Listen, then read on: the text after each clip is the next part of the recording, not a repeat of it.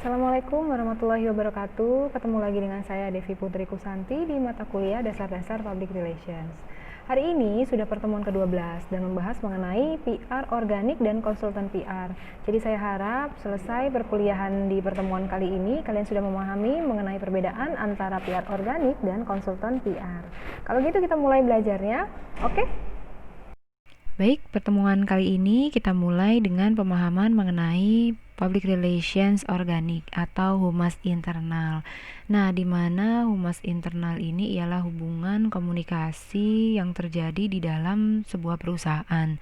Nah, kegiatan-kegiatan yang dilakukan di dalam hubungan internal tersebut ialah untuk membina hubungan dengan baik antara perusahaan dengan publik internalnya, yakni karyawan, para manajer, kemudian top manajemen, dan para pemegang saham atau stockholder, agar citra dan reputasi organisasi atau perusahaan tetap positif di mata publik internal. Nah, hal ini merupakan salah satu upaya untuk memelihara budaya organisasi atau perusahaan sehingga nanti ke depannya dapat membentuk sense of belonging dan sense of responsibility.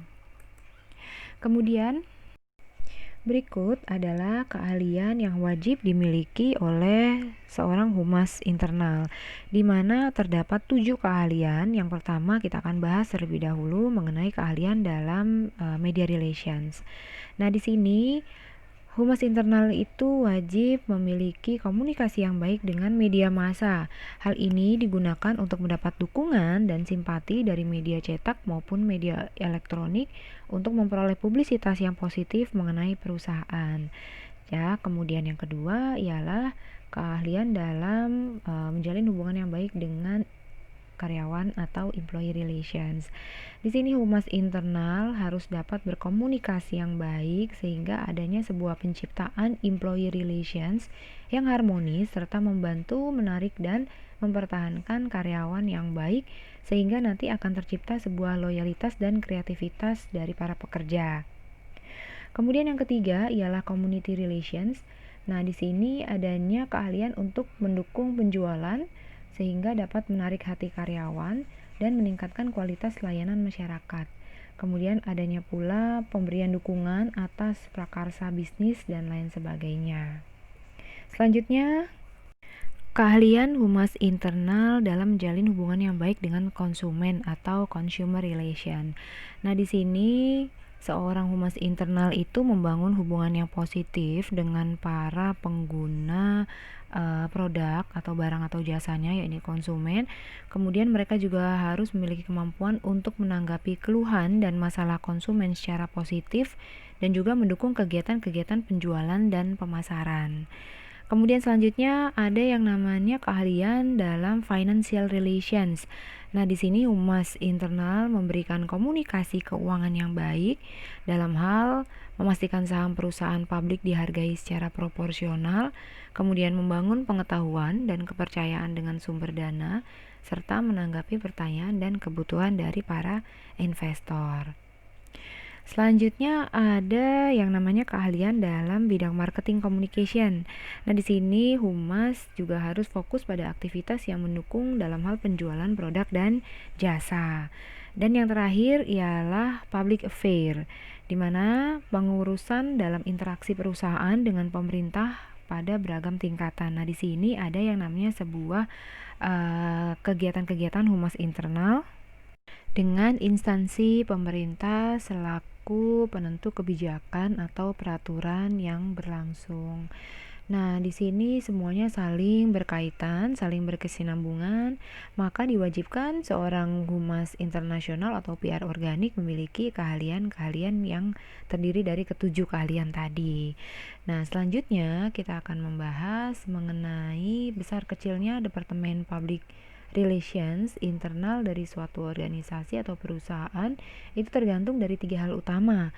Yakni yang pertama, ukuran organisasi atau perusahaan yang bersangkutan, apakah itu mereka atau perusahaan tersebut sudah perusahaan terbuka atau PT, atau masih CV, atau mereka masih unit dagang dan sebagainya. Kemudian yang kedua, kebutuhan perusahaan akan public relations yang efektif dan nilai dari fungsi PR bagi pihak management.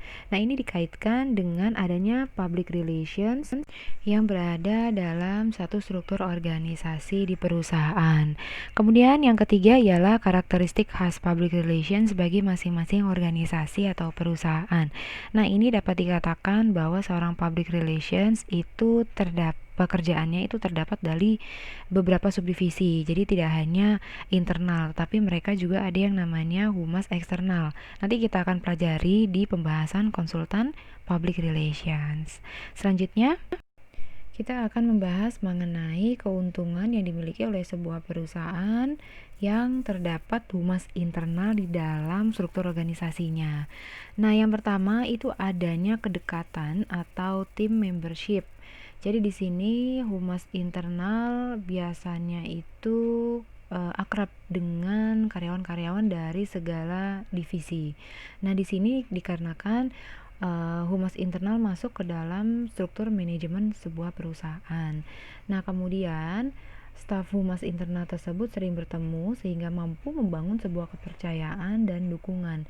Nah, hal inilah yang wajib dimiliki oleh seorang humas internal. Jadi mereka harus memiliki adanya sebuah sense of belonging yang tadi saya sudah ceritakan ya.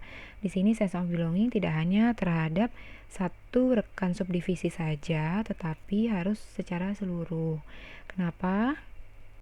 Karena memang sudah sewajibnya seorang humas internal wajib untuk membangun sense of belonging secara keseluruhan di dalam suatu perusahaan. Kemudian yang kedua, keuntungan memiliki humas internal ialah adanya pengetahuan yang lebih baik lagi mengenai perusahaan.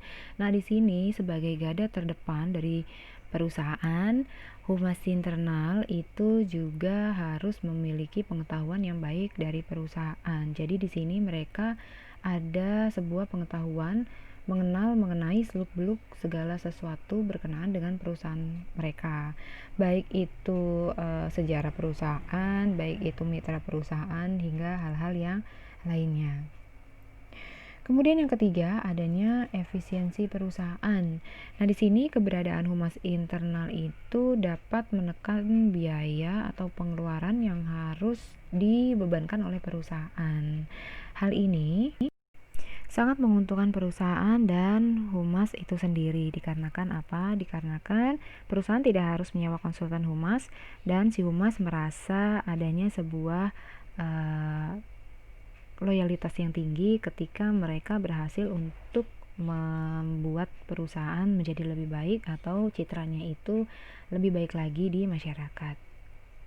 Kemudian yang keempat, ada ketika dibutuhkan atau availability. Nah, di sini humas internal biasanya selalu siaga, terutama pada saat terjadinya krisis. Hal tersebut juga diperkuat dari pernyataan John M. Reed yang menyimpulkan bahwa seorang public relations atau humas internal itu harus memiliki 3 kaki yang diatasnya dibangun atas asas kecerdasan budaya, kecerdasan bahasa, dan kecerdasan dalam menggunakan alat sehingga dapat dikatakan sebagai public relations atau humas yang ahli. Nah, di pernyataan keuntungan memiliki humas internal yang terakhir itu dikatakan bahwa humas internal selalu siap siaga di saat perusahaan sedang menghadapi krisis. Dapat dikatakan pula bahwa seorang public relations atau humas internal merupakan garda terdepan atau ujung tombak dari perusahaan. Jadi perusahaan itu dapat dilihat citra atau reputasinya baik atau tidak, itu semua atas usaha dari seorang public relation. Selanjutnya kita akan membahas mengenai public relations pada perusahaan multinasional. Nah, kalau seorang public relations yang bekerja di salah satu perusahaan multinasional, itu biasanya mereka tidak menetap dalam satu negara. Jadi konteksnya misalnya perusahaan X itu adalah perusahaan dari Indonesia. Nah, kemudian mereka itu go internasional menjadi perusahaan yang multinasional. Jadi mereka perusahaan X tersebut ada di Singapura, ada di Amerika, ada di Jepang. Nah, mereka itu nanti public relations-nya juga ada di sana, ya. Nah, kemudian fungsi public relations pada perusahaan multinasional itu ada 3 aspek peran yang berbeda. Yang pertama, Praktisi PR-nya berperan dalam mewakili perusahaan multinasional di negaranya sendiri. Hal tersebut berkenaan dengan urusan opini publik serta aktivitas pemerintah yang terkait dengan perusahaan dan bisnis multinasional secara keseluruhan. Nah, yang kedua, berperan dalam membantu menjembatani jurang komunikasi yang tidak dapat dihindari antara pihak operasional luar negeri dengan kantor pusat di dalam negeri. Nah, hal ini merupakan salah satu hal yang penting sekali mengapa perusahaan melakukan ekspansi ke luar negeri, agar adanya komunikasi yang cepat, efektif, dan efisien. Kemudian yang ketiga, adanya divisi public relations itu harus diadakan atau harus direalisasikan, dan kemudian mereka bekerja di berbagai negara tempat perusahaan beroperasi. Hal ini juga untuk lebih memudahkan koordinasi antara perusahaan yang beroperasi atau perusahaan di mana melakukan ekspansi dengan pihak pemerintah luar negeri maupun mitra-mitra yang berada di luar negeri. Oke, kemudian selanjutnya kita beralih ke pembahasan mengenai konsultan public relations. Nah, di sini konsultan public relations itu merupakan sebuah praktek pemberian jasa pelayanan yang kreatif dan teknik-teknik khusus yang dilakukan oleh individual atau lembaga yang melakukannya itu dilakukan berdasarkan pengalaman, kemampuan, keahlian, kepemilikan, identitas, atau berbadan hukum untuk tujuan usaha jasa konsultan public relations. Nah, di sini biasanya konsultan public relations itu membantu public relations internal dalam membangun citra perusahaan. Nah, tetapi pekerjaan yang mereka lakukan itu lebih pada mengurus ke masalah eksternal, tetapi lebih luas. Nah, atau lebih umum. Di sini kita contohkan yakni perusahaan menggunakan jasa konsultan public relations untuk menentukan strategi komunikasi yang akan digunakan pada saat konferensi pers, pada saat launching produk, atau juga pada saat penanganan permasalahan isu dan krisis perusahaan. Nah, kemudian di sini ada jenis-jenis pelayanan yang diberikan oleh Biro Jasa Konsultan. Di antaranya ialah menciptakan jalur-jalur komunikasi dengan halayak sang klien, kemudian menciptakan dan membina komunikasi antara manajemen, kemudian melakukan berbagai kegiatan, memberikan saran-saran yang berkaitan dengan usaha penjualan dan pemasaran, memberikan bantuan dalam hal pembinaan hubungan dengan lembaga politik ataupun pemerintah, menata jaringan hubungan personalia, hingga turut membantu pelaksanaan pendidikan dan latihan lanjutan dari sumber daya manusia perusahaan.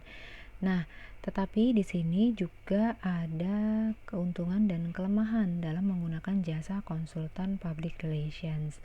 Kelemahannya ialah sering terjadi adalah staf konsultan public relations terkadang tidak ada di tempat pada saat dibutuhkan oleh perusahaan. Kemudian konsultan public relations juga harus menangani pekerjaan perusahaan klien lain, jadi tidak hanya menangani salah satu permasalahan dari perusahaan, tetapi mereka biasanya menangani permasalahan-permasalahan perusahaan lainnya. Kemudian juga di sini adanya penambahan waktu kerja dari konsultan public relations, yang mana diartikan akan ada namanya penambahan biaya yang nanti akan dibebankan oleh perusahaan. Sedangkan keuntungannya adalah konsultan public relations dapat memberikan pandangan atau perspektif pihak luar yang dinilai lebih objektif mengenai situasi yang sedang dihadapi oleh perusahaan. Nah, kemudian di sini ada bentuk-bentuk pelayanan jasa konsultan public relations di mana sifatnya biasanya lebih spesialisasi.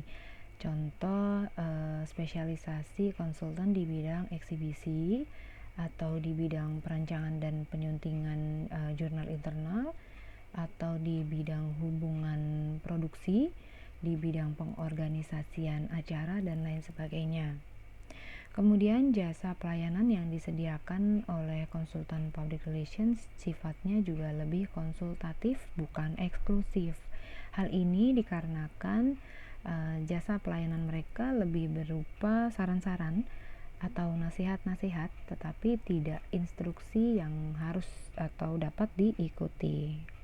Kemudian yang terakhir, dalam melakukan tugasnya, biasanya konsultan public relations itu melakukan observasi atau penyelidikan masalah-masalah komunikasi secara mendalam, kemudian menyusun rumusan langkah yang harus segera ditangani, dan pelaksanakannya itu dikerjakan oleh manajer public relations dari perusahaan. Jadi di sini otomatis humas internal juga masih memiliki sebuah peran. Oke, demikian pertemuan kita di pembelajaran mengenai PR organik dan konsultan public relations. Untuk referensi masih sama dengan pertemuan yang kemarin, kalian bisa cari di buku dasar-dasar public relations karangan siapapun. Oke, kita ketemu lagi di pertemuan selanjutnya. Tetap semangat belajar dan sampai jumpa. Wassalamualaikum warahmatullahi wabarakatuh.